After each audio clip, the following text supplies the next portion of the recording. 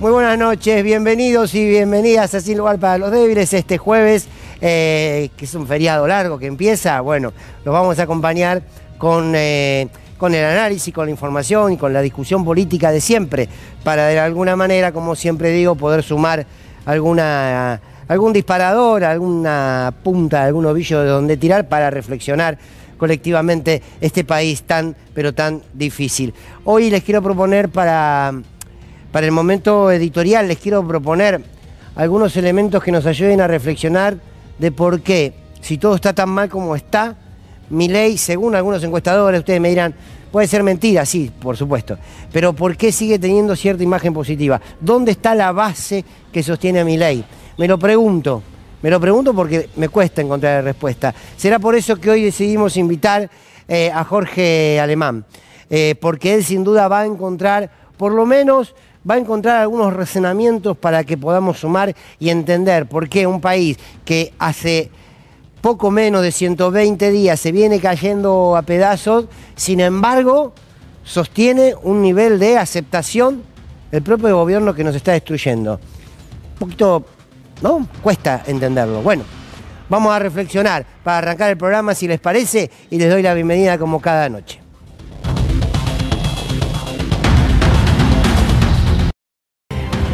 Les hago otra vez la pregunta.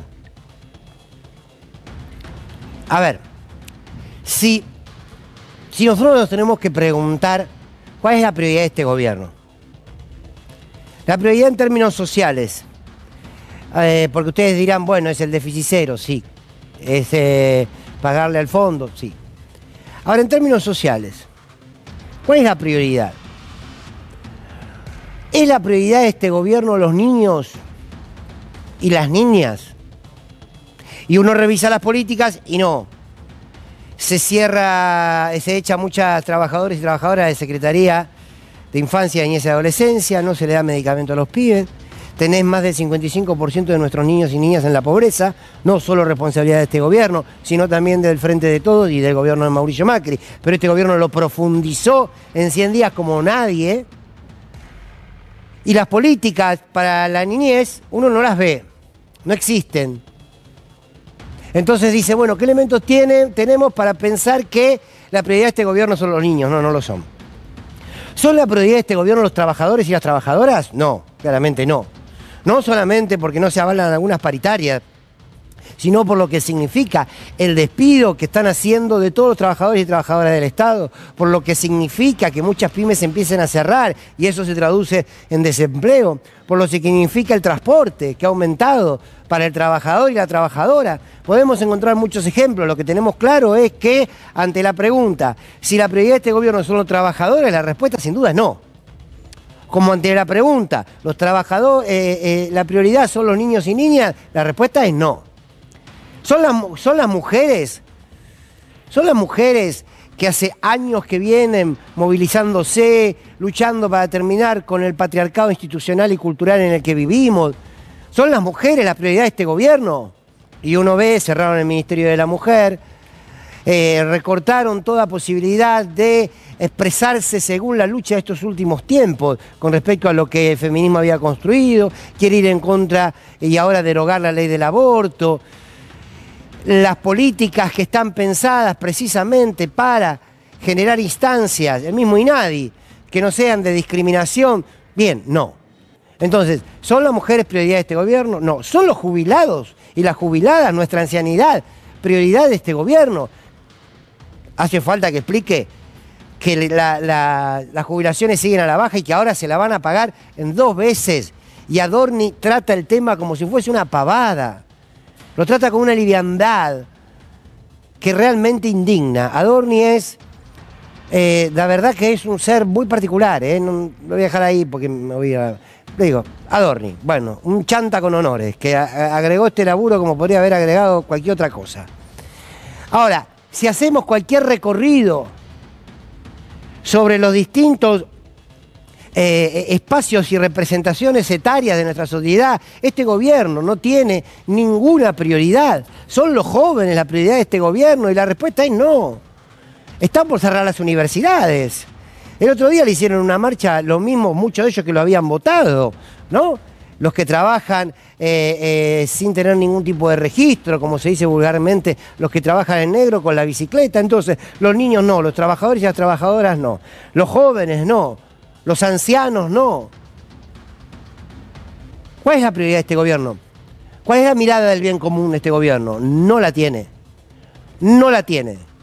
No hay ningún parámetro que funcione como centralidad de sus políticas que no sea otro que los parámetros económicos en la locura y la aventura de un hombre como Milei.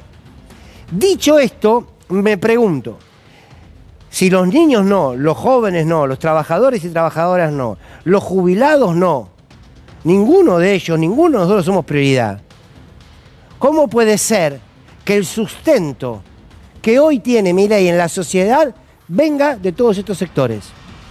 Quiero mostrarles una encuesta que hizo Opinión Pública. Ustedes saben que yo tengo un particular vínculo con las encuestas, pero no porque yo me levante una mañana y diga no creo en ellas, sino porque no pegan una. Lo digo con respeto, pero es la verdad.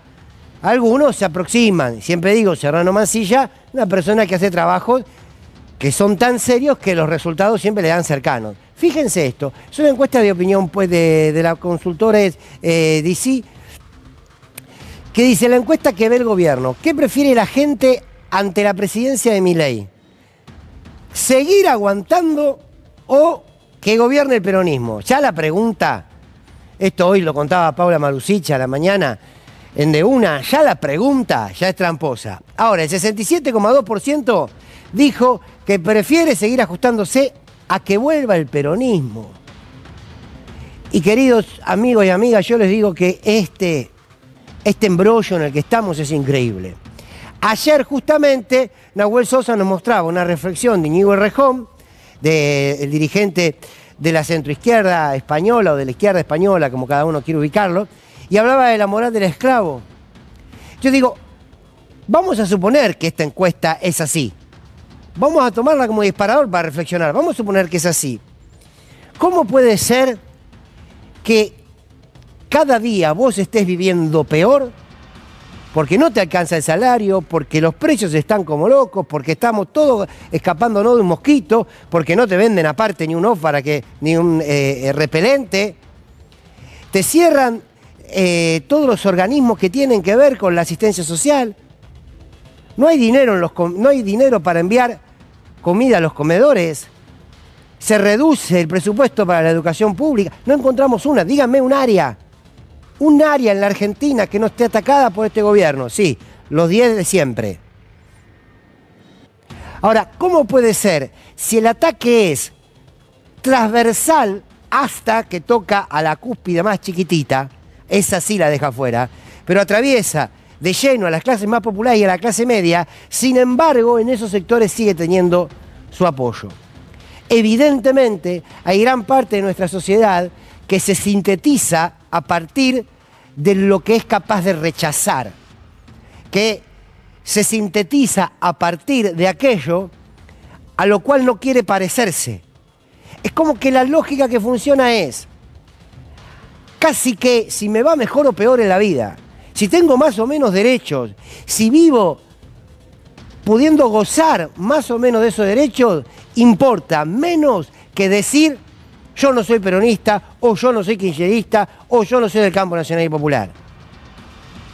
¿Hasta qué punto el pensamiento del poder dominante logra perforar nuestro sentido común para sostener el apoyo a un gobierno que les hizo mal a todos? No me digan, me encantaría invitarlos a todos los que están bien con este gobierno.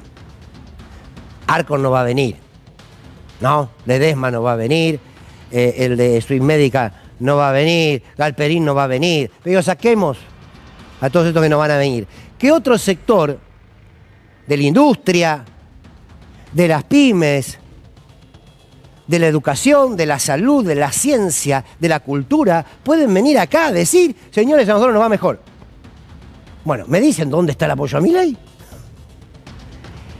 Si somos una sociedad que solo construimos a partir del desprecio a ese otro que el poder dominante me dijo que es el problema, aunque en mi propio testimonio de vida viví mejor con aquel que el poder dominante me dijo que es el problema. Bueno, es un nudo difícil, ¿no? Por lo menos para mí. Es un nudo difícil. Porque la idea del sacrificio es una idea muy, creo que religiosa, ¿no? Esta idea que que la vida tiene que ser sacrificio. Yo no sé si la vida tiene que ser sacrificio. Yo creo que no. Yo creo que esta lógica de que el hombre y la mujer deben ser sujetos que producen todo el tiempo, permanentemente, para un modelo que después, al fin y al cabo, le da poco y nada. Es cuando uno escucha, y lo vimos en muchos testimonios en la calle, cuando decís, bueno, a mí yo me tomo 2 colectivos y un tren de ida y de vuelta para ir al trabajo, me cuesta mucho, me está ayudando mi familia para llegar a fin de mes, pero esto había que hacerlo. ¿Qué es lo que había que hacer? ¿Qué es lo que había que hacer? ¿Que hay que mejorar el Estado? ¿Hay que reformar el Estado? Sí, claro. Sí, todas las áreas. De verdad. Para hacerlo mejor. Ahora, ¿qué es lo que había que hacer? ¿Por qué no nos ponemos a ver? Y miren qué ejemplo, ustedes me dicen, ¿qué tendrá que ver esto? Pero hoy me quedó muy marcado este testimonio, una entrevista que pude hacer en Radio 10, a un señor que tenía una panadería que vendía huevo de Pascua en Boedo.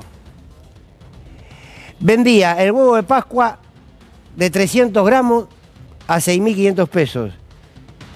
¿Sabe a cuánto lo vende Arcor? A 12.000. Arcor a 12.000. Entonces yo le pregunté, le digo, entonces, ¿cómo se definen los precios? ¿Saben lo que me respondió? Los precios los define la sensibilidad de quien vende. ¡Wow! Maravilloso. Bien, frente a esto hay otros que creen, bueno, che, si yo quiero un huevo de Pascua tengo que pagar 15.000 pesos. No, no tenés que pagar 15.000 pesos. No tenés que tener plata para educarte. El Estado te tiene que garantizar la educación. Después tendrás posibilidades en el mundo de lo privado y está muy bien. No tenés que estar llamando a un canal de televisión para que pongan un número de teléfono para juntar plata para el remedio de tu hijo, porque el Estado lo cubría hasta hace 100 días. ¿En qué momento nos creímos no merecedores de derechos? ¿En qué momento nos creímos que el derecho es un abuso? ¿En qué momento nos creímos que no que podíamos comprar un celular, como decía Fraga, o que podíamos ir a vacaciones? Porque eso sí. ¿En qué momento nos creímos que la mejor manera de vivir es bajo una moral que no nos pertenece, bajo valores que no nos pertenecen? El maravilloso José Pablo Feynman decía, el amo es tanto amo por su decisión de matar, y el esclavo es tanto esclavo por su miedo a morir. El día en que el esclavo pierde el miedo a morir y se siente con capacidad de matar, el amo empieza a flaquear en su posición de amo, porque se empieza a ver vulnerable. Quizás debemos estar figurativamente, claro, está más cerca de esto que de los que le narré hace un ratito. Pero bueno, todo está cada vez peor, dicho por todos. Sin embargo, según algunos, las víctimas de Milei son su sostén. Menos mal que hoy viene Jorge Alemán. Menos mal. A ver si encontramos alguna respuesta. Buenas noches, bienvenidos y bienvenidas a Sin Lugar para los Débiles.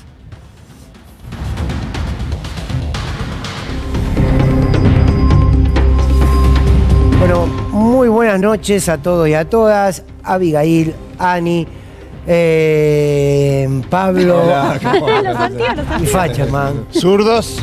¿Qué tal? Estamos a su izquierda igual, ¿eh? Che, ¿no hay otra canción para poner? No, es la mejor. No, es la mejor. Sí. No. Es Bueno, rara. Todos ¿eh? coincidimos. Es rara. Es rara, es un poquito Me fuerte. gusta coincidir con Facherman, ¿Viste? ¿eh? Cada tanto, y cada tanto.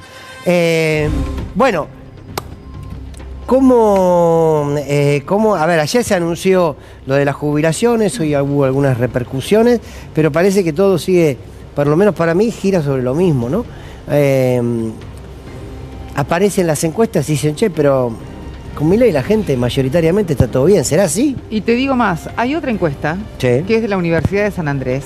Pero eso es Clarín, Bueno, ¿o no? No, en realidad más o menos. Bueno. En realidad más o menos. ¿Y entonces? No es Clarín entero, parte de La Nación. Bueno, tenés una cosa medio rara. Sí. Pero lo loco acá es que tenés como resultados contrapuestos. Sí. O sea, está bien lo que estaban haciendo, ahora no estamos bien. ¿Entendés? Claro. Como la mayoría está bien lo que están haciendo, pero no estamos bien económicamente. ¿Qué sería lo mejor? Bueno, seguramente que Javier Milei continúe y además también que tenemos que esperar, porque este es un proceso que va a pasar. Pero bueno, a mí me da la sensación como que estamos, como en vez de la B, estamos, viste, como haciendo un cuadrado o un rectángulo, no sé a dónde nos estamos yendo, pero cada vez dura más. Y te digo otra cosa. Cuando hablamos de un presidente, y vos decías en el editorial, un presidente que parece que necesita que la gente sufra para que él esté enaltecido, hoy de hecho escuchaba a distintas personas que le están pasando realmente mal, que no tienen para comer, jubilados y demás. Decime una cosa, o yo entendí mal todo el día. 2 cuotas. Sí. ¿No es lo mismo que en 2 veces? Sí, bueno, para Dorni no. Ah, listo. Para no, Dorni yo no. estaba, te Bueno, juro. Pero sabés que, bueno, pero Dije, vos sabés, no, bueno. pero vos sabés que perfora esto. Sí, claro. A ver, yo no estoy subestimando a nadie, estoy diciendo que no son tontos cuando dicen no son 2 cuotas, es en 2 veces porque son 2 operaciones administrativas. Y digo algo, si el primer pago es el día 1 o el día 5 Sí. y el segundo son 3 días después, Sí. automáticamente quedamos todos en offside. Porque ¿sabes lo que te van a decir? Son 3 días por cuestiones administrativas. Más allá de que un jubilado, a un hombre o una mujer de avanzada edad le cuesta ir al cajero, sacar. Está bien. Pero una cosa es si es el 3 y el 28, y otra cosa si es el 3 y el 6. Y ellos juegan con eso, sin saberlo, porque ni ellos saben cuándo lo van a pagar. Sí, igual hay una realidad que es que sea lo que sean, 2 cuotas, una cuota no alcanza para nada. No, Esa es la obviamente, única sí, claro. realidad Claro. que estamos viendo en este momento, en una Argentina asfixiante, donde se desplaza constantemente a los que menos tienen, donde constantemente vemos la cantidad de despidos, donde suben las tarifas a niveles totalmente impagables, donde se da todo junto. Realmente Claro. es una Argentina asfixiante. Es asfixiante, Sí. pero evidentemente hay algo que lo sostiene. ¿Se acuerdan cuando decíamos, no sé si nosotros, digo en términos generales, cuando en diciembre o enero se decía, tranquilo, marzo y abril, esto acá explota? ¿Estamos a? Abril. Abril. Casi. ¿No? Marzo pasó. ¿Qué quiero decir con esto? Que evidentemente hay algo que a mí me hace acordar al menemismo. Informemos con claridad, hoy las rutas a la costa argentina estaban llenas. Sí, claro. Está bien, la respuesta será, viajan lo mismo de siempre. Es verdad, es verdad. Es un fin de semana No, extraordinario. bueno, Vamos pero- a salir de acá, vamos a caminar por Palermo. No encontrás una silla. No. Es Yo una venía para el realidad. canal y pensaba lo mismo acá Todavía hay por un Newbery. ¿Hay 50% de pobres? Sí. Sí. Y evidentemente la Argentina fragmentada... Bueno, pero hoy, por ejemplo, los comerciantes en Mar del Plata decían, la gente viene, en vez de los 6 días, viene 3, 4 días y no salen a comer afuera o no se dan gustos. Hay un ajuste. Lo que pasa No es hay que es duda. verdad que al lado de una persona que te está diciendo, dejé de comer durante 5 días y el contraste es muy fuerte. Sí. Por supuesto. Hay 2 Argentinas claramente marcadas. No, me quedé pensando en esto que decías. A mí también me cuesta creer en todo tipo de encuestas que aparecen, sobre todo que estas, si mal no recuerdo, la había seguido. Son 2.400 casos realizados a través de la virtualidad, ¿no? Donde sabemos que tienen una respuesta, ellos además, muy alta. Pero me quedé pensando, como en el psicoanálisis, ¿no? Cuando uno tiene que salir de por qué vos decís, por qué se justifica y por qué se dice que hay que seguir aguantando todo este castigo semejante. Y no sé, cuando uno hace psicoanálisis, cuando haces una terapia, Bueno, es acá muy no va a decir, difícil. sí. Bueno, me estoy metiendo en un lugar que Jorge me debe estar mirando, pero bueno, a ver si esta duda que Qué se me coraje, genera a mí. dale. No, digo, tiene que ver con que salir de ese lugar de víctima, ese lugar que yo no me merezco esto, de que yo en realidad merezco estos golpes porque no hice lo suficiente, porque no Sí. me esfuerzo. Es difícil hacerse cargo de eso. Y es un lugar de comodidad muchas veces, Es un ¿no? lugar como es. Puede que sí. No te voy a responder Pero, estando alemán acá. estando que lo responda a él. maestro. Yo le digo una cosa. Sí. Ustedes están preocupados por la verdad. La verdad ya dejó de importar. Lo que Claro. importa es la sensación de verdad. Ah. Entonces nosotros tenemos la no, es verdad. sensación Claro. de que la cosa anda bien. Hay gente que anda mal, pero justamente usted lo dijo en su editorial, son viejos, son jóvenes, Total. son trabajadores, gente que no nos importa porque no son sexys y no son productivos. Totalmente. Vamos a ver, y ahora ya estamos charlando con Jorge Alemán, estuvo Rodolfo Aguiar, titular de ATE, con El Gato, hablando de que son estos despidos, que vamos a tener unas placas Sí, ahora para sí, mostrarle sí, terrible. la sangría que están haciendo. Terrible. Es terrible. Bueno, esto le decía Aguiar al Gato Silvestre en minuto 1. Un gobierno que llegó diciendo dentro de la ley todo, fuera de la ley nada, acaba de quebrantar uno de los principios constitucionales más elementales, que es la garantía del artículo 14 bis en cuanto a la estabilidad del empleo público. Yo valoro a todos sus colegas que nos permiten el debate, porque le cuento que hay muchas y muchos colegas que lo están ayudando al gobierno en este eufemismo de pensar que acá no hay despidos. Exacto. Resulta que hay contratos que se terminan, que tienen una fecha de vencimiento y que no se renuevan.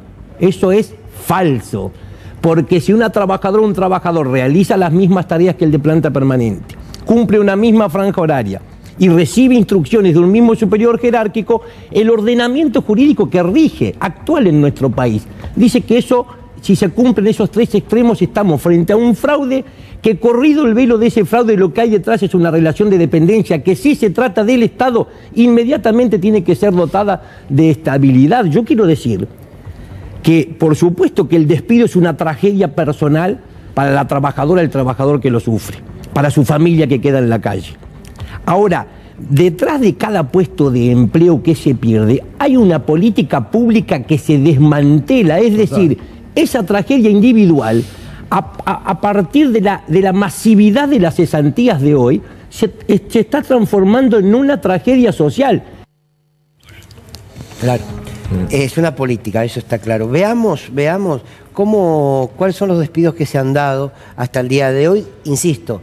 De los que conocemos, de los que dio a conocer muchos ATE, seguramente puede que sean más de los que nosotros le informamos, porque están llegando mail, esta tardecita estaban llegando mail. ¿Sí?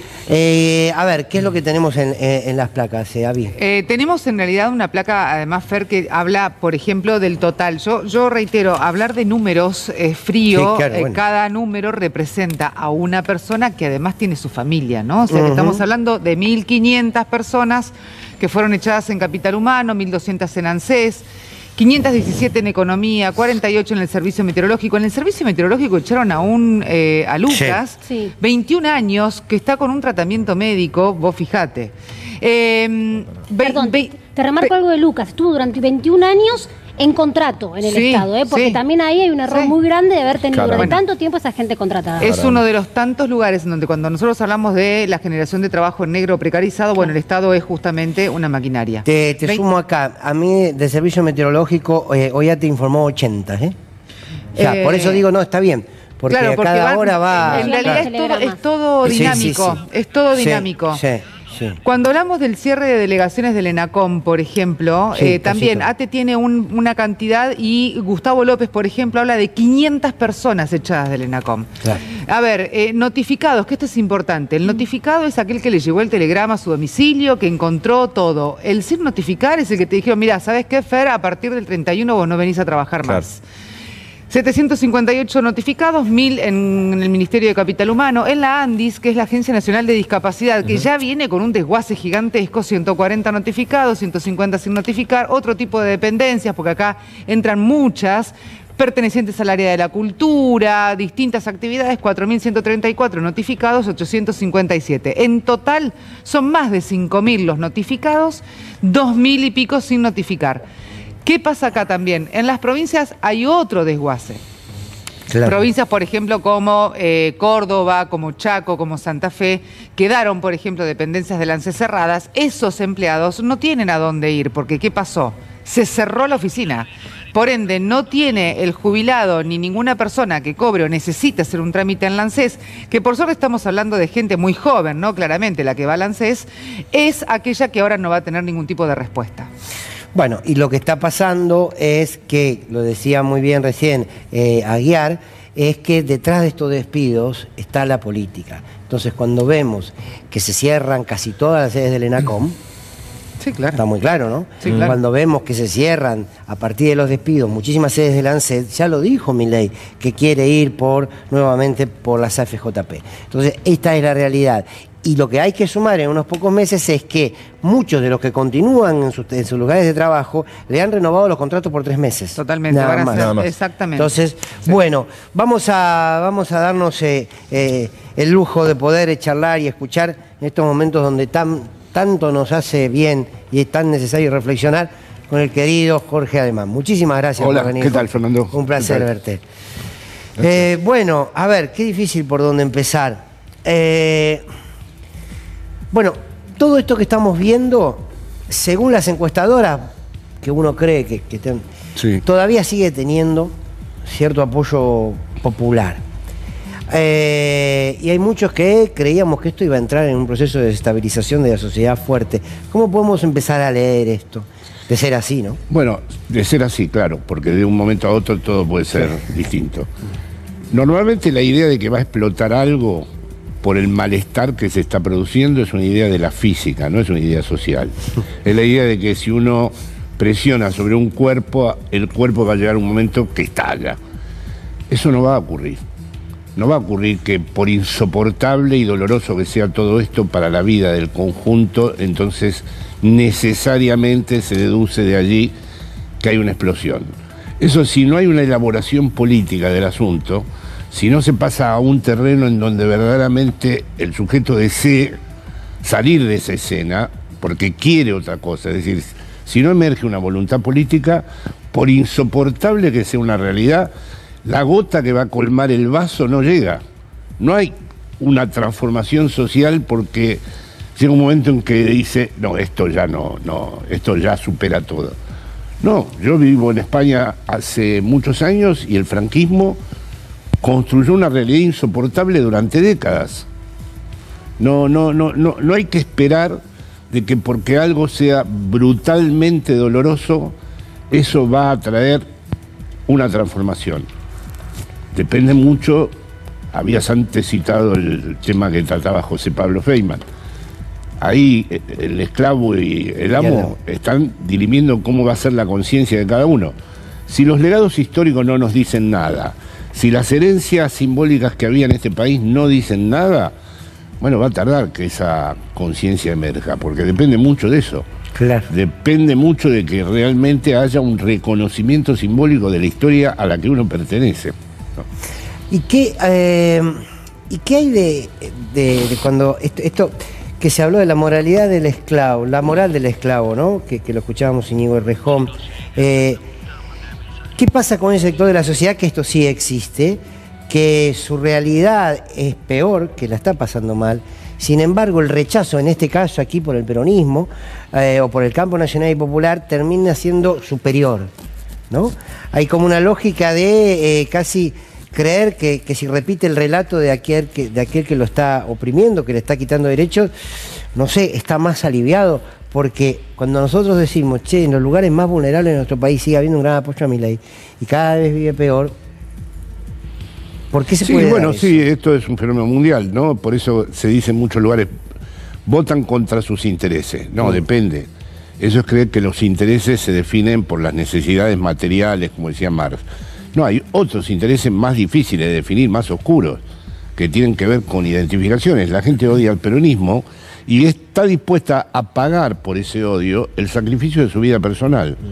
¿Cuánto tiempo está dispuesta a hacerlo? Es otro tema. Eso es muy difícil de dirimir, pero en muchas situaciones, en nombre del odio, uno es capaz de destruirse a sí mismo. El odio no es destruir al otro. El odio de verdad en su estado más radical es, bueno, con tal de destruirte, me destruyo. Buenas noches, Jorge. Buenas noches.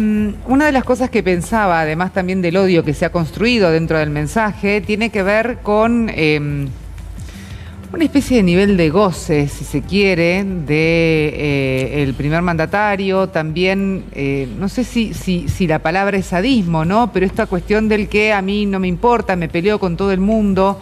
o como cuando éramos niños y por ahí la barrera de la censura estaba un poco más baja, era como, bueno, a mí no me importa lo que me diga Petro, por ejemplo, porque total, a mí me parece que es un ladrón, un delincuente y demás, lo mismo con los senadores. ¿Cómo se puede leer ese tipo de personalidad como para poder también entender que esa personalidad hace determinada clase de política, diríamos? Bueno, a ver, ¿puedo hablar o Claro, claro. Sí. No, la ultraderecha se caracteriza precisamente en distintos lugares por hacer un ejercicio de impunidad como ejercicio de poder. Es decir, en la Argentina tuvimos además un antecedente histórico importante, no había ninguna barrera ni límite a la dictadura genocida. Hicieron cosas que uno dice, pero ¿realmente pensaban que podían salir de esto indemnes? Bueno, ahora, en otro orden histórico de cosas, yo creo que hay una gran satisfacción en el gobierno en el dolor que está provocando. Porque es una estrategia de decir, vamos a quebrar a todo el mundo, vamos a romper con las energías transformadoras de todo el mundo, vamos a debilitar a la población entera.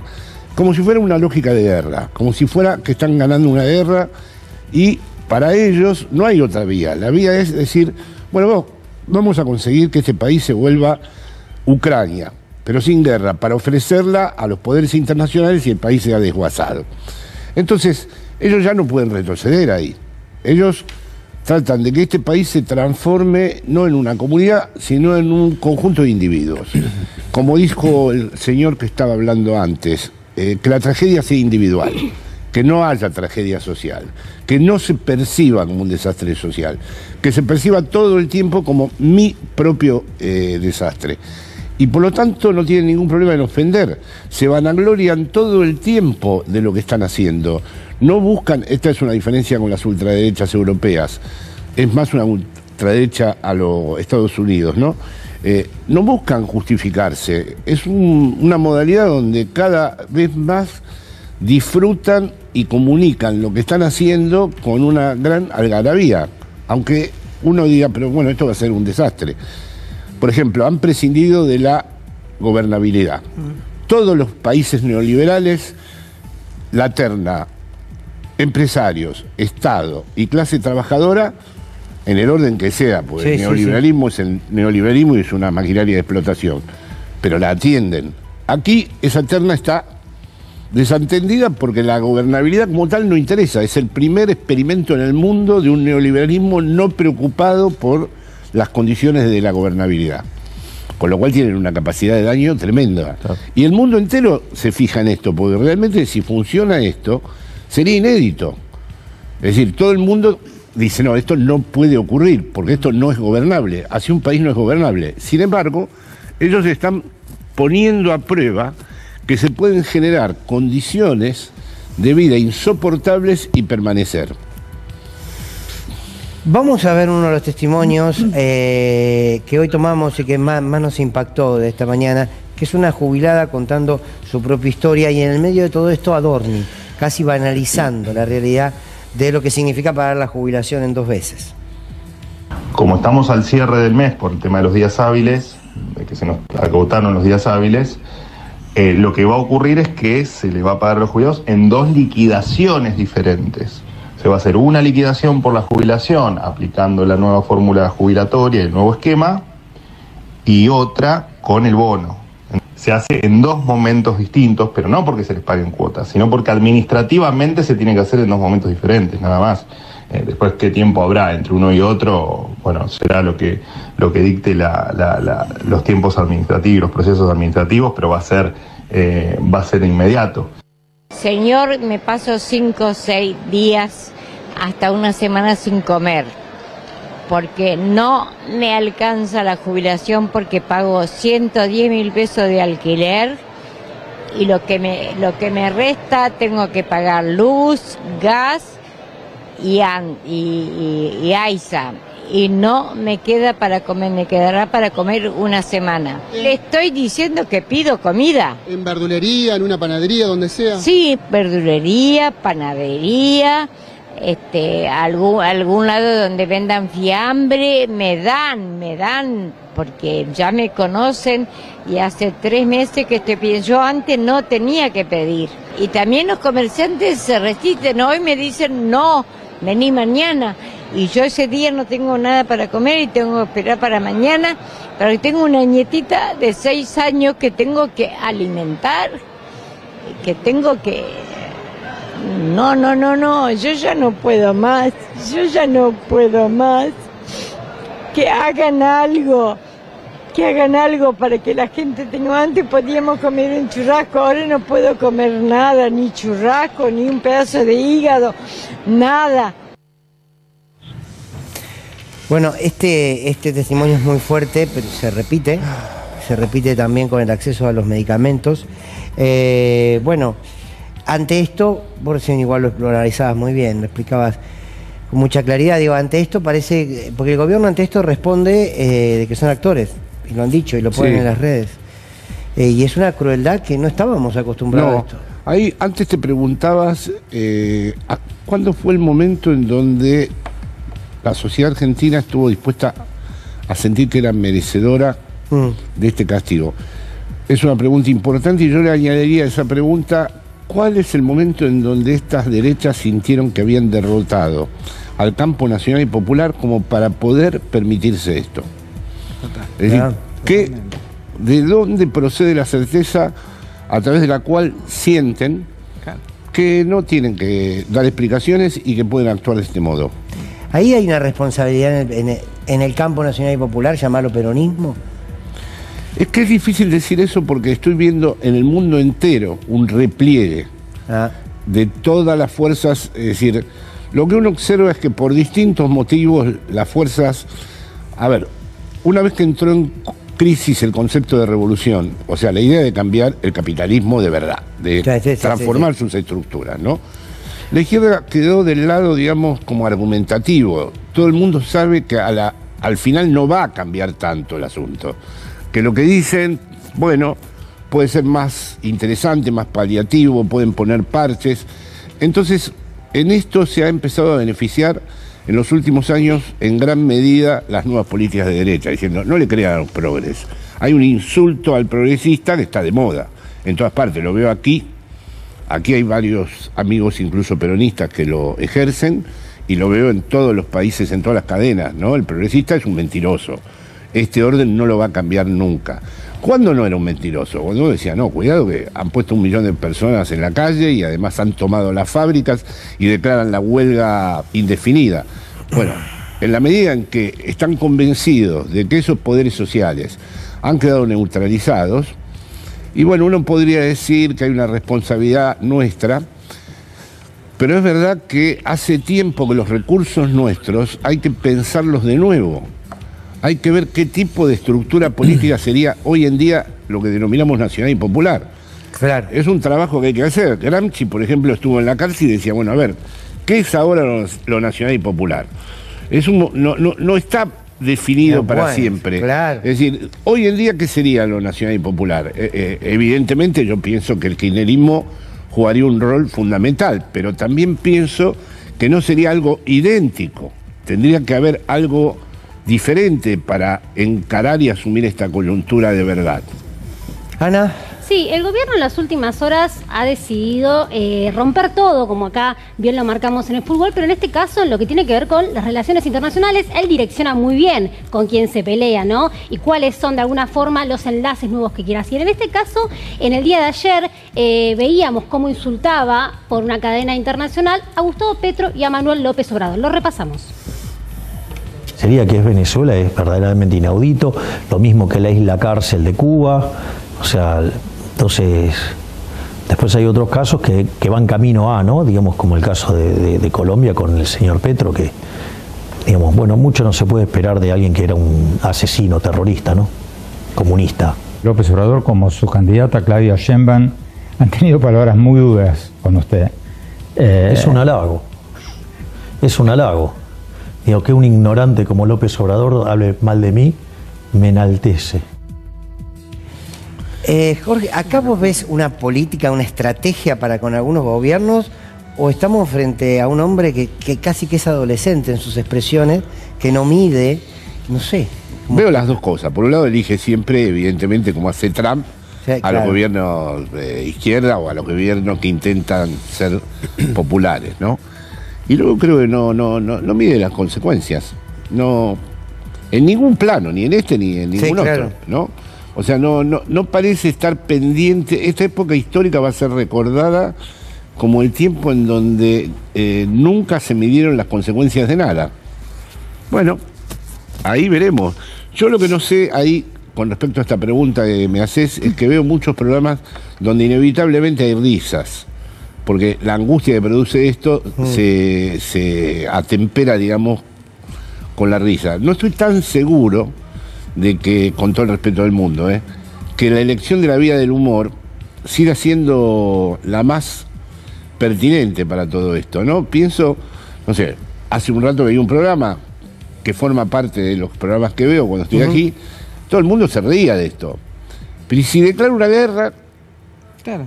Si mañana esos F que compró, descubrimos que entramos en un conflicto internacional que no nos representa para nada. Es decir, ¿cuándo nos dejamos de reír de esto? Está bien, tenés razón. Ahora, es abrumador. Y la risa no deja de ser como una soga. Claro, claro. Sí, sí. Porque realmente es abrumador. Digo, pero parece que, bueno, esto que vos decías, ¿no? Estamos... Fernando, pero hay un momento en donde se va a dividir la población entre los que todavía nos podemos seguir riendo. La señora esa, que acaba de hablar aquí, no puede reírse ya. Sí, claro. Te podés reír en un programa, pero llega un momento en que... Y no te podés ni siquiera reír delante de ella. Tenés razón, sí, claro. ¿Pablo? Yo me quedé con lo anterior, Fernando, que lo que habíamos planteado anteriormente. Para decir, Jorge, ¿cómo estás? Buenas noches. Buenas noches. Ese lugar, ¿no?, que lleva a avalar en las encuestas, o muchas veces cuando preguntamos también nosotros en la calle esto que hay que seguir aguantando, tiene que ver con un lugar de comodidad, de un lugar en donde cada individuo se pone como víctima y prefiere estar en ese lugar antes que salir a enfrentar lo que lo oprime. ¿Están esperando un referente que los movilice y los saque de ese lugar? ¿Qué crees que es lo que está pasando? Bueno, desde el momento, es muy oportuna la pregunta, desde el momento en que hay una despolitización general en el mundo, apareció la sociedad de las víctimas. Hay asociaciones de víctimas en todo. Y ese es un lugar muy cómodo, porque uno se siente sin tener que asumir la verdadera responsabilidad de la existencia. Uno es víctima, a uno lo han perjudicado. Por eso Marx, perdón que cite, no pensaba que... Perdona, Mireia.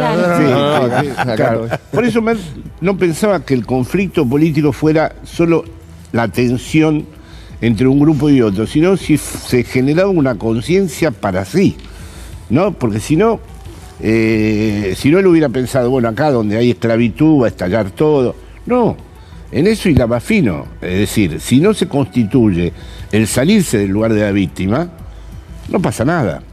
¿Y cómo se sale? Cuando uno decía otra cosa, cuando uno está dispuesto a apostar por la palabra deseo o por la que se quiera. Yo no quiero ser nominalista en esto, por la voluntad, por apostar por otra vida, por la decisión de que uno no está dispuesto a aceptar que uno merezca, como se decía antes en tu editorial, esta vida, ¿no?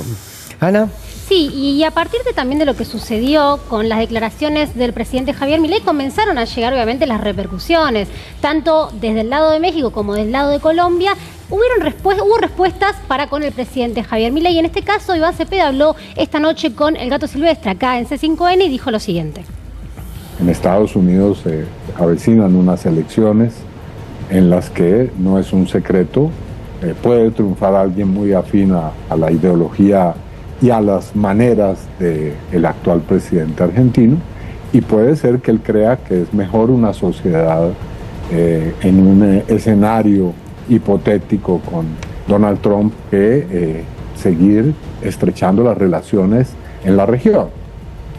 Obviamente, aquí de lo que se trata no es de unanimidades ni de pensamientos monolíticos en torno a cómo vemos la economía, la política, las relaciones internacionales, pero sí de los intereses de nuestros pueblos, que afrontan, como todo el planeta hoy, crisis que son globales, que tienen rasgos comunes y frente a los cuales o frente a las cuales no hay respuesta que pueda ser individual, aislada, sino que tiene que ser global. Ahora, parece ser que el presidente Milei prefiere otros socios para enfrentar esa situación. ¿Ana? Bueno, acá muy concreta la respuesta por parte del senador oficialista, donde dice básicamente que le interesan otro tipo de socios y no los socios latinoamericanos. También llegó la respuesta de Manuel López Obrador, el presidente de México, que dijo: Milei afirmó que soy un ignorante porque le llamé facho conservador. Está en lo cierto, todavía no comprendo cómo los argentinos, siendo tan inteligentes, votaron por alguien que no está exacto, que desprecia al pueblo y que se atrevió a acusar a su paisano Francisco de ser comunista y representante del maligno en la tierra, cuando se trata del papa más cristiano y defensor de los pobres que yo haya conocido o tenido noticia. Postdata, abrazo a Gustavo Petro. Jorge, ¿es fascismo esto? Sí, perdón que voy a hacer un comentario Sí, claro. sobre esto. Es cierto eso, se dice mucho cosas de los argentinos afuera, pero se nos atribuye cierta inteligencia.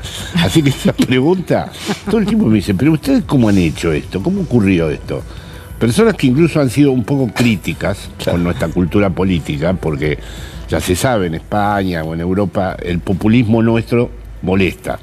Lo que ellos llaman populismo y que a mí la palabra populismo no me molesta.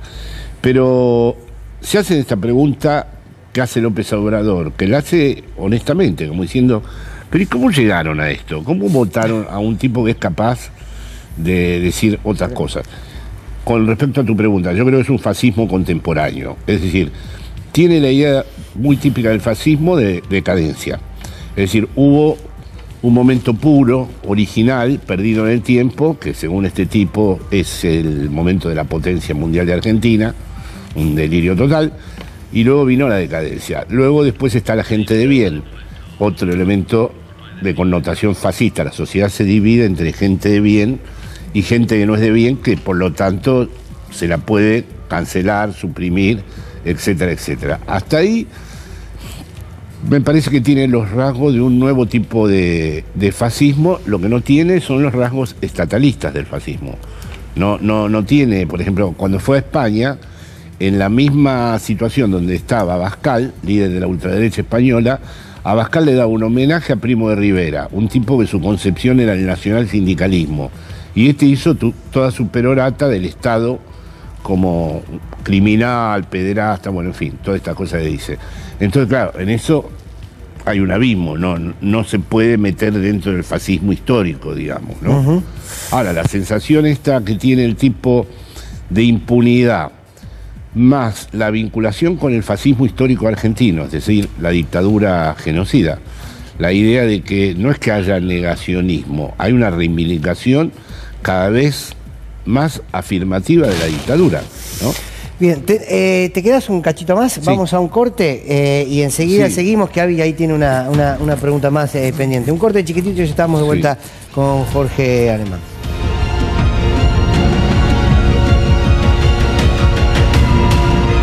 Seguimos aquí en Sin Lugar para los Débiles. Tenemos muchas cosas para preguntarle a Jorge y lo del corte también es imperdible. Había quedado una pendiente. Sí, porque hablábamos justamente de esta Argentina inteligente y que es muy difícil que en Europa entiendan, ¿no? O en distintos países entiendan por qué nos encontramos ahora los argentinos en este lugar.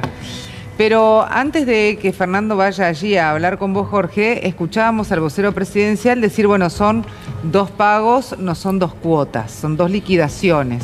Escuchamos a la canciller que dice, no hay ningún problema con Colombia ni tampoco con México. En realidad es un problema entre 2 personas, pero las naciones están perfectas. Entonces, o sea, además, nosotros nos tenemos que sentir, no sé, o confundidos o disminuidos, o tenemos que comprar ese discurso, o qué nos está pasando también. Porque pareciera que la imagen que tienen de afuera nos la estamos creyendo. No, yo creo que hay muchísima gente, hay cada vez más interlocutores que yo veo que incluso no son de nuestro palo, pero que ya no compran esto. Pero ¿Qué quiere decir eso? ¿Eso verdaderamente existe algún mecanismo institucional para impugnar esto? Por ejemplo, los sistemas parlamentarios allá tienen la moción de censura. Yo lo vi caer a Rajoy en el Parlamento. Sí. Un gran día. Pero aquí, al estar bajo un gobierno presidencialista, y dado de que el Parlamento no presenta una idea homogénea de lo que está ocurriendo, no hay una conciencia política que uno le diga, mira que está siendo un colaboracionista de un régimen que va a pasar a la historia como un régimen fascista. Estás colaborando con un régimen que está produciendo un estrago social de proporciones donde hay muerte, porque todas esas personas que van a dejar de comprar medicamentos, van a dejar de alimentarse, chicos que no van a poder ir más a los colegios. Pero la respuesta es no la ven. O sea, la respuesta es que nosotros, hay una mitad de la Argentina que no está viendo. Sí. Bueno, es el drama histórico que empezó ¿cuándo? ¿Cuándo comenzó a esa que pregunta se despolitizara de esta manera? ¿Cuándo empezó que hubiera un antiperonismo poblacional que incluso llegara a tener raíces populares, como hay ahora? Totalmente. ¿Cuándo comenzó eso? ¿Cuándo comenzó que se odiara? Se habló del odio, ¿no? ¿Cuándo comenzó el odio al kirchnerismo como para poder llegar hasta donde se está llegando? Sí. Hay todas cuestiones a elaborar que son muy determinantes. Ana. Sí, en estos días también empezaron a llegar lo que son los telegramas a la gente que trabaja en ciencia, en tecnología, a la gente del CONICET. Y estuvo en el canal Jorge Hefner, investigador del CONICET, y contaba lo siguiente con respecto a los especialistas y lo que está sucediendo concretamente sobre el desmantelamiento del CONICET. Realmente la situación que hay, no solamente en CONICET, sino en todo el sistema científico-tecnológico, es despidos, eliminación de proyectos a troche y moche que ya estaban acreditados, que ya estaban financiados y se cortó la financiación, despidos, no ingreso de gente joven al sistema. Es decir, se ha instalado hoy por hoy nuevamente el inicio de un nuevo éxodo de científicos. Yo dirijo un instituto con cerca de 25 personas jóvenes que en los últimos años iniciaron la carrera de investigador científico. La mitad de ellos está haciendo contactos con el exterior en momentos que Europa, Estados Unidos, Reino Unido, Canadá funcionan como una succión. Porque nosotros seguimos teniendo una buena formación de recursos humanos. Quieren que vayan para allá, digamos. No es hay que ofertas, claro, hay ofertas.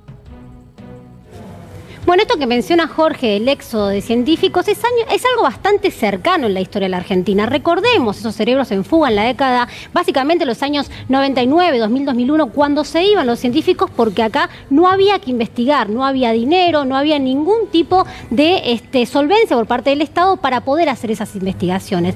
Traemos siempre esos archivos porque son necesarios, porque son cercanos y siempre sirve recordar para no repetir.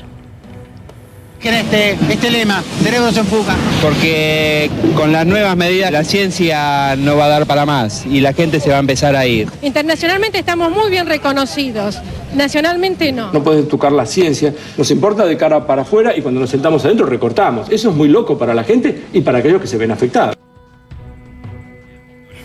Bueno, después de este momento, recordemos también que con el gobierno de Néstor Kirchner, después seguido por el gobierno de Cristina Fernández de Kirchner, hubo toda una ley, hubo todo un sistema llamado Raíces que repatriaba a los científicos. Científicos que hoy también están pensando en irse, muchos ya se fueron porque acá en Argentina no hay que investigar. ¿Cómo se repite tanto la historia? Yo no sé, no conozco de lo que pasa en otros países del mundo, pero tan idéntica, ¿no? Es increíble esto, sí, porque es verdad, a excepción del kirchnerismo que logró ese momento de repatriación. Cuando yo llego a España, era joven, tenía, bueno, no importa, pero hace 47 años. No hagamos cuenta. No hagamos cuenta.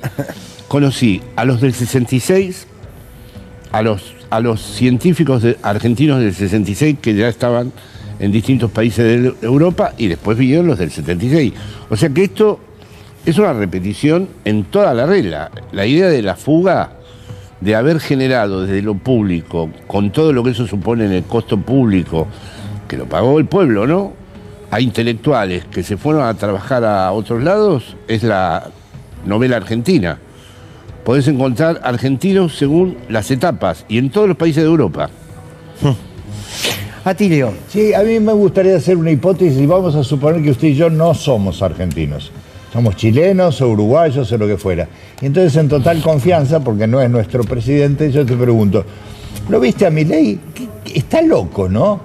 Y si lo está, ¿qué clase de loco podrías caracterizarme que es para que entienda?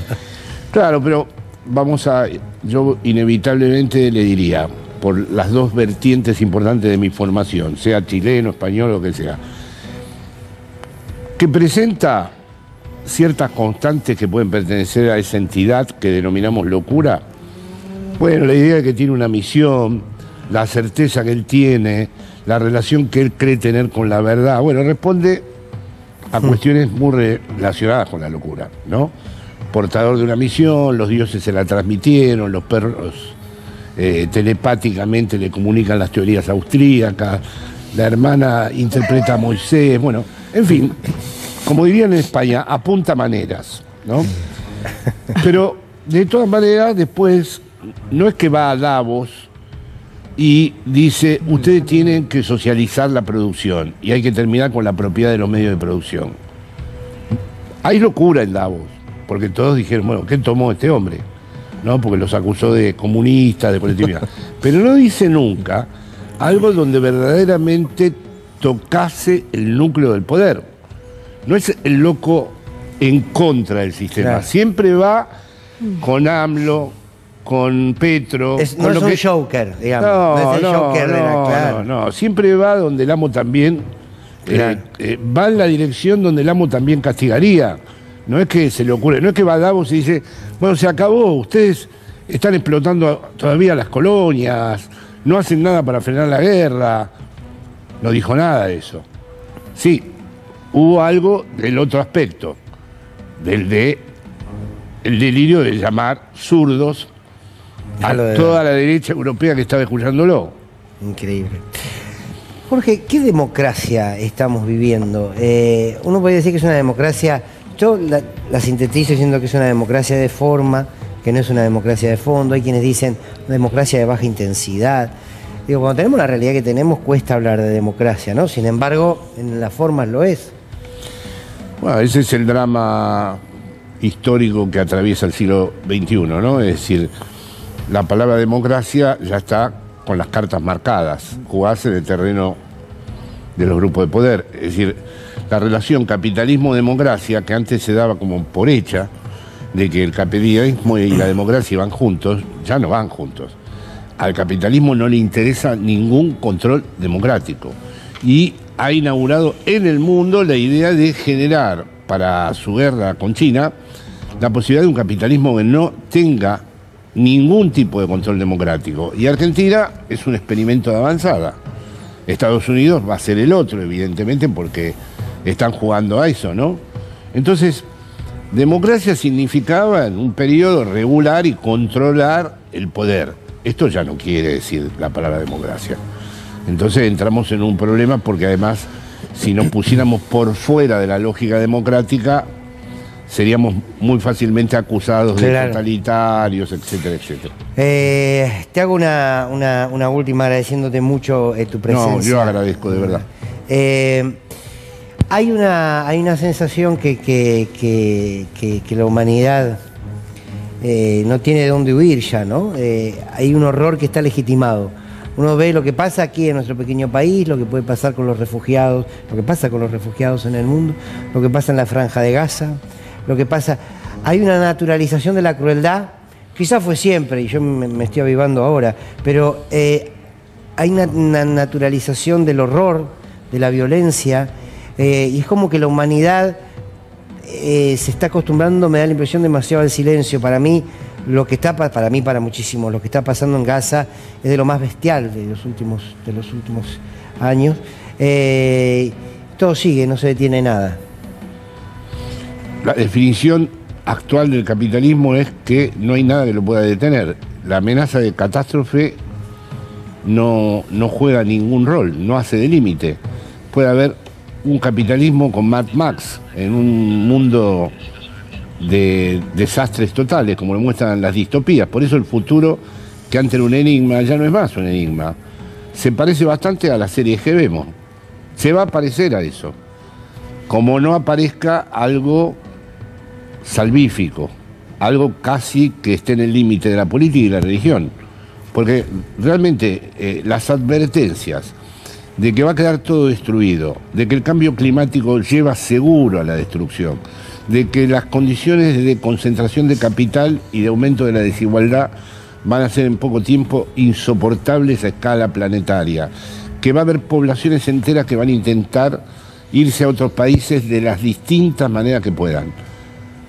No hay ningún límite, hay pseudo límites, simulacros de límites. Entonces, ¿cuál es la definición del capitalismo actual? Es una máquina que tiende a reproducirse a sí misma y nada le puede poner límite. Y bueno, estamos verdaderamente en un tiempo histórico. Yo soy de un mundo, ha quedado tan lejos mi mundo, yo soy de un mundo que creíamos que después del capitalismo había otra cosa. No la hay. Y ahora es muy difícil concebirla. Yo desearía que la hubiera. Qué placer grande que nos hemos dado. Muchísimas gracias, Jorge. Muchísimas gracias de verdad haber venido. Un corte chiquitito y ya nos vamos despidiendo en los últimos minutos del programa. ¿Cuánto cuesta cargarle a esta camioneta el tanque? Alrededor de 50.000 pesos. O sea, ¿para trabajar o para familiar? No, para familiar. ¿Te preocupa lo que está pasando? Y sí, como todo, sí. Digamos, es lo que se esperaba, pero bueno, demasiado. ¿Viniste a propósito cargarle hoy para tratar de ahorrar un poquito o tenías que cargarle porque ya te marcaba naranja? No, yo una vez por semana le cargo, así que hoy le iba a cargar, estaba libre, pasé por acá y le cargué. Preocupado, la verdad que preocupado. ¿Qué es lo que más te preocupa? Y el tema poder llegar y recargar, ¿no? O sea, pero bueno. ¿Cómo te cambia los aumentos de combustible en la economía diaria, en tu trabajo? Y la verdad que bastante. La verdad que bastante porque, bueno, uno también se mueve, o sea, es una herramienta de trabajo la camioneta y en sí, de veras que demasiado. ¿A qué te dedicas? Estoy con el tema del transporte, o sea, lo que es comisiones y demás. ¿Y tenés que recargar también el precio del servicio seguramente? Exactamente. ¿Qué te dicen los clientes? Sí, imagínate, son todos que revientan. La verdad que son todos que revientan. Sumado eso a otros aumentos, a servicios, comida. Se pone difícil. Pero bueno, vamos a ver si pasa rápido esto. Sí pasa rápido, ¿eh? Increíble. Bueno, Pablo, ¿por dónde empezaba? ¿La nafta? Bueno, otra vez. Sí, claro, no, pues tiene que ver con el impuesto a los combustibles, ¿no? Saben ustedes que viene ahora, tenemos todavía... Está como adorno. Claro. Le dibujan el nombre. No. Es en dos oportunidades. Son diferentes momentos. En realidad no tiene que ver con eso. El incremento que se calcula al 4,5%, que es el impuesto a los combustibles líquidos y al dióxido de carbono también, que venía frenado también por el gobierno anterior. Y esto no tiene que ver con el incremento que todavía están reclamando las petroleras, que es un 10% que todavía dicen que hay de atraso para poder llevarlo a los precios internacionales, que el gobierno está diciendo, bancame un cacho, ¿viste? Como decir, no me pongas promociones. Pero el precio internacional no había bajado. No, el dólar, vos igual pensás que esto va atado al dólar oficial, que está teniendo una devaluación mensual mínima y que va a seguir teniendo, por supuesto, ¿no? Pero en este caso, unas placas simplemente para alegrarles este momento de la noche previo a la Semana Santa. A partir de abril, bueno, se estableció aumento en 3 tramos. Abril, en realidad, está en 2 partes. Este incremento de impuesto, esto no tiene que ver con el incremento real de las petroleras. Naftas 4,5% y para el diésel un 2,6%. Para que más o menos tengas una idea cómo va a quedar esto, te voy a tirar los números de lo que sigue. Que ahí lo vas a ver, se va a 8.36, la Premium a 1.032, cosa que ya sabemos que en las otras petroleras es mucho más. La Diesel Super 8.65. ¿Te acuerdas cuando compraste el gasolero? Compraste el gasolero, que con el gasolero, ¿sabes qué? El gasolero va a aumentar nunca. El Diesel Premium 1.100. Tenés razón. ¿Te acordás? Claro. Desde que soy chico. Clac, clac, clac, clac, clac, clac, cuando lo prendías, que bueno, tenías ese sonido Ahora tan te quedaste con el gasolero y con los precios más altos. Claro, exactamente. Bueno, esos son los precios en abril. Y para que no se me pongan mal en realidad, o en realidad para terminar de joderles la noche, en noviembre de 2023 la nafta super costaba 272 pesos y la premium 349. Después del 19 de noviembre, que se perdieron las elecciones, hubo 2 aumentos antes que asumiera Javier Milei y hasta hoy se lleva un acumulado de 157% desde aquella placa cuando éramos felices. No nos dábamos cuenta, pero creíamos que teníamos que sufrir. Muy bien, bueno, vamos a repasar todo el tema de estas cosas que hacen. Vení, Ana. Sí, vamos. Porque vos tenés que ver con esto. Estos dibujitos de fondo me encantan. Tarifazo. Yo siempre estoy preocupado si se ven o no. Pero se Nosotros ven. lo que estamos intentando hacer es ponerle un poco de color a este desastre. drama diario que tenemos en este caso concreto con el tarifazo Vos y los sabés que aumentos. yo de joven era arquero, ¿no? ¿Ah, sí? Sí. Pero no sé si podrías... sirve como De dato. joven no, cuando No. eras más joven. ¿Vos también? en todo caso. Sí. Creo, Borre, Bueno, igual dale. que ni el mejor arquero del mundo puede atajar todo Esto, esto. sí, claro. Tenemos la suba de la luz, la suba del gas, la baja de socios, aumentos en los insumos, aumentos en los servicios y quita de subsidio. Sobre todo, y vamos a hacer hincapié en lo que empezó a suceder en estos días, los testimonios de los clubes de fútbol, los clubes sociales, que están viviendo un dramón con todo esto de los tarifazos. ¿La última factura que le llegó es de cuánto? Y estamos casi en los 500.000 pesos, 300.000, depende cómo venga, ¿no? Pero el tema es no solo la luz, también la emergencia médica, los seguros, y la verdad que si todo eso lo tengo que pasar a la cuota de los chicos y chicas, se van. Y no hay otro lugar donde ir aparte de los clubes. Así que bueno, estamos luchando por la supervivencia y para que todos puedan seguir viniendo al club, ¿no? Adrián Rosa, de Club Imperio, 1 millón de pesos le llegó. Sí, más arriba de eso, el tema es que es una tarifa, tenemos otras. Y esto no se puede trasladar a los que asisten al club. Y acá yo me pregunto, por ejemplo, nosotros tenemos equipos representativos de básquet. Si algún chico no puede pagar la cuota o alguna chica que viene al club, porque su padre perdió el trabajo, porque sus padres se separaron o porque alguno se murió, ¿no? El club no lo expulsa, el club sigue traccionando para que siga haciendo deporte, saliendo de la calle, las drogas, de todo lo que queremos para que el chico o la chica se forme. Y esto es una dificultad que estamos enfrentando hoy. El club iguala, el hijo del almacenero es igual que el hijo del abogado, eso es lo que está en riesgo, eso es lo que está en riesgo, la construcción colectiva, ¿no? Y claro, justamente como la familia ve en el club el lugar donde se desarrolla, el lugar donde se encuentra, porque es el único lugar de encuentro de la familia, es también el lugar donde dice quizás esto me pueden dar una mano y te vienen a pedir una changuita, y lamentablemente no estamos en situaciones de resolverlo. Sí, la importancia de contención social que cumple el claro. club, este lugar a donde van los chicos cuando no pueden pagar, básicamente otro club privado, o mismo si, por ejemplo, ahí lo contaban claramente estas personas, el tema de si yo no puedo pagar, bueno, capaz que el club también dice, ven igual, no pasa nada, Pero las por cuotas suelen supuesto. ser baratas, Sí. y es muy importante hacer hincapié en lo que tiene que ver con la contención social. ¿Qué significa tener un club en el barrio? ¿Qué significa para los pibes y para las pibas? ¿Quieren escuchar esta perlita? A ver. A ver. Nosotros no tuvimos delincuencia infantil. ¿Por qué? Porque en Buenos Aires más de 50.000 muchachos tenían sus clubes. Se crearon 90 clubes de barrios, donde tenían en lo posible cancha de fútbol, de básquet, boxeo, gimnasia, en fin, todas las actividades deportivas. Esos clubes los hacía el Estado y se lo entregaba a los vecinos que lo administraban y lo llevaban adelante.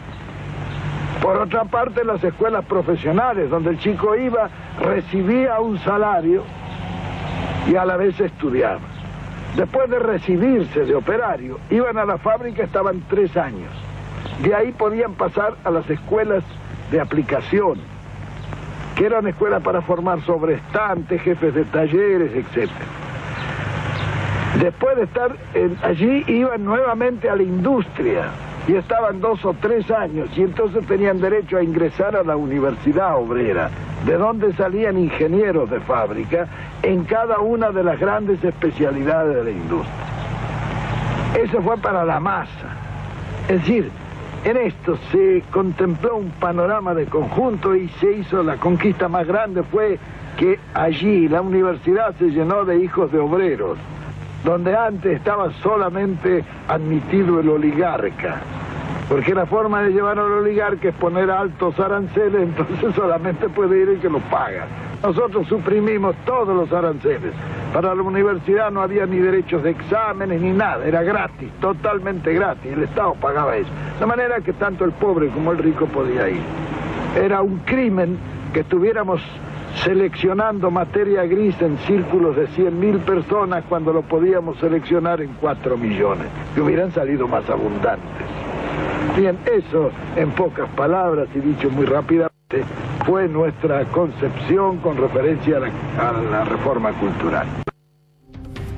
Lo que trajiste, Anita.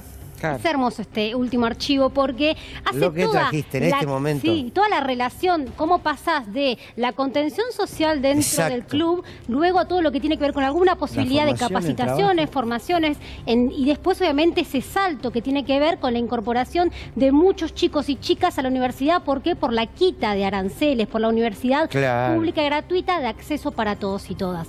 Por eso es clave entender, no es solamente algo aislado y en este caso que están corriendo un riesgo enorme de cerrar directamente, porque si tienen una boleta de 1 millón de pesos de electricidad, ¿y cuánto tiene que cobrar una cuota para que los chicos puedan ir? De todas formas, el tarifazo es para todos y todas. Ahora vamos a repasar un poquito todo lo que son las voces de la calle sobre los aumentos de precios. Ni no alcanza el dinero, no alcanza nada, hay que hacer otras cosas para que nos alcance poder llegar al mes. Con el sueldo que tenemos no llegamos al mes. Y los tarifazos nos están dejando en el horno a nosotros porque yo soy docente, los sueldos no te aumentan y las boletas sí vienen triplicadas o cuatriplicadas. Así ¿Ya vino la luz? Sí, la luz 18.000 pesos y yo pagaba 2.400 por ahí. No me alcanza el sueldo, mi esposo se quedó sin trabajo y tengo 3 hijos, así que imagínate siendo docente cómo podemos sobrevivir. Y ya se resignaron muchas cosas. Se cambiaron las marcas, ya no se come como se comía antes. Estamos a papa y huevo, es la verdad, en un montón de cosas. Es triste lo que estoy diciendo, pero es una realidad. Porque está todo muy caro, yo creo que ni a nadie le alcanza. Ya, no alcanzan los sueldos, no alcanza a nadie. Pero no te estoy hablando de la persona que no puede, que no tiene laburo, no, es todo. Demasiado caro, ¿sí? Demasiado, ya no alcanza. Bueno, pero cuénteme el tema de cuando va al supermercado, por ejemplo, ¿con qué se encuentra? Ni contar, porque no alcanza nada. ¿No alcanza nada? Nada alcanza. ¿Qué cosa que compraba antes ahora no compra? ¿O que no puede comprar? Una, la carne. Sí. La carne que comprar lo indispensable, nada más. Bueno, es muy interesante lo de los clubes de barrio, es fundamental, pero esto, Ana, que trajiste de cómo Perón hace todo el desarrollo, desde el club de barrio hasta la universidad o el trabajo concreto, es fundamental para estos tiempos. Bueno, Facherman, yo no sé qué opina usted. Yo le digo una cosa, Estados Unidos tiene a Iron Man. Claro, tiene a Iron Man, tiene a Superman, tiene toda la legión de superhéroes y nosotros estábamos un poco desprovistos. Cuando hay que luchar contra los chinos por la merluza negra, ¿quién viene? ¿Quién? Super Petri. No. Controlando y custodiando la ruta 200, la zona económica exclusiva y el mar argentino. Por eso, hoy con el Hércules, con la patrulla Cordero, con la corbeta Espora, con helicópteros, con las RIF, estamos preservando las aguas y los recursos hídricos de todos los argentinos. Bueno, en este caso no hizo falta que usara sus poderes, pero está muy atento. Porque no estaban pescando. No estaban haciendo nada. Pero él salió con todo, digamos. Lo que importa es la intención, no es el hecho. Otro está, de verdad, porque... ¿Vos no te sentís? Perdóname, pero que yo voy a decir una barbaridad. Discúlpenme la brutalidad. ¿Es un boludo? Cuando está... Pero sí, perdónenme, disculpen, pero no encuentro otro sinónimo, claro. Me lo en la embajada de Francia. Petri, no creo que haya gente... Chanta feroz es una frase que no me pertenece, lo usaba Víctor Hugo, querido Víctor Hugo, con la reta.